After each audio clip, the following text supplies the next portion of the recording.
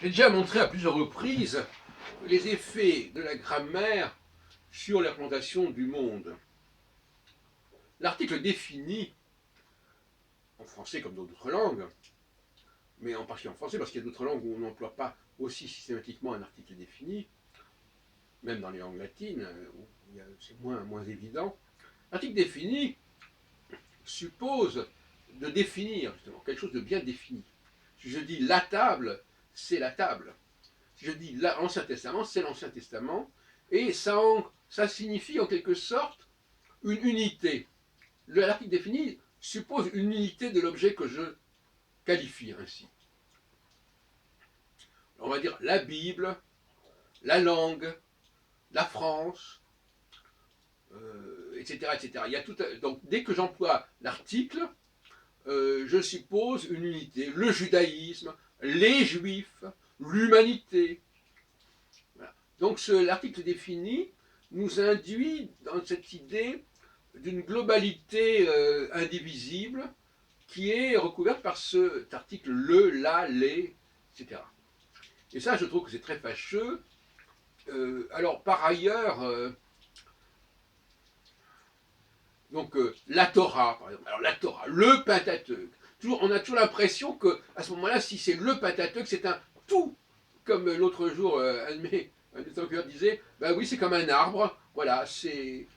Voilà. Et les gens croient que quand on emploie l'article défini, on parle d'un objet qui existe comme un objet qui existe dans la nature. Le cheval, le bœuf, etc. Or, le fait d'employer le même mot, le même article, pour désigner des réalités naturelles et pour désigner des constructions culturelles, c'est une aberration totale. Un livre, c'est pas la même chose qu'un arbre. Hein. Un livre, c'est constitué, c'est composé, c'est restructuré, c'est recomposé, etc. Et alors, en revanche, un enfant, c'est un tout. Un tout est dissociable.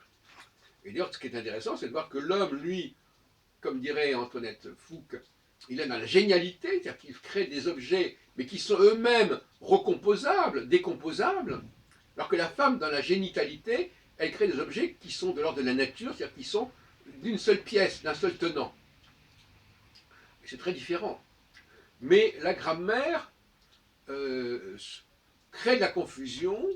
Je ne sais pas comment il faudrait réparer cela, mais en tout cas, il faut être extrêmement prudent pour ne pas mettre sur le même pied euh, des artefacts comme tous ceux qui relèvent de la culture, de la religion, de la langue, et des faits naturels que l'on trouve dans la nature et qui, effectivement, eux-mêmes ne peuvent pas exister s'ils n'ont pas tous les éléments qui les constituent.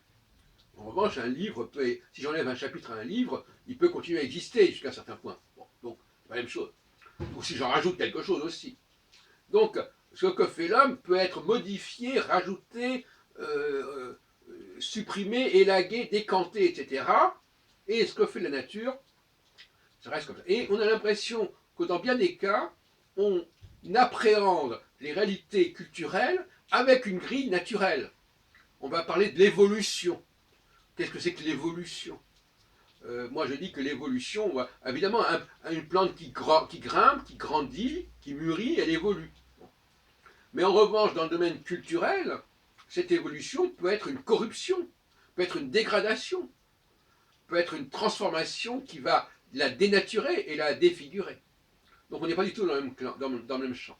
Et puis pour conclure cette petite exposé, je reviens sur cette notion du schéma Israël. Schéma Israël, Adonai Elohecha. Donc là, c'est pas le Echa, c'est pas ton Dieu, toi en tant qu'individu, c'est ton Dieu Israël. Hein. Et là aussi, il y a des confusions parce que quand on demande à certaines personnes, ils vont dire tu aimeras l'Éternel ton Dieu de tout ton cœur. On va dire que c'est chaque individu. Mais non, c'est pas du tout ça. C'est le schéma Israël. C'est toi, Israël, globalement, tu devras le faire. Et justement, ce qui est intéressant, c'est que le christianisme, il y a une sorte de dérive. C'est-à-dire qu'on va prendre le Elohecha, ton Dieu, comme une sorte de Dieu personnel. et tout ce qui doit être fait de façon personnelle et individuelle. Alors que ce n'est pas du tout l'esprit du judaïsme. Le judaïsme n'est pas une religion de l'engagement personnel. C'est une obligation collective. Par exemple, pour le Shabbat, il ne s'agit pas tellement que chaque individu juif respecte le Shabbat, il s'agit que la collectivité respecte le Shabbat. Et que celui-ci ou celui-là ne le fasse pas, ce n'est pas très important. Ce qui est important, c'est qu'il y ait une manifestation globale suffisamment forte pour témoigner de son engagement et de son respect des commandements. Ce n'est pas une affaire individuelle comme le christianisme l'a compris, et à mon avis, il a fait un contresens dans sa rapport, dans sa perception de la théologie juive, qui n'est pas une théologie de la personne, mais une théologie du peuple. Et encore faut-il appartenir à ce peuple pour être concerné par cette théologie.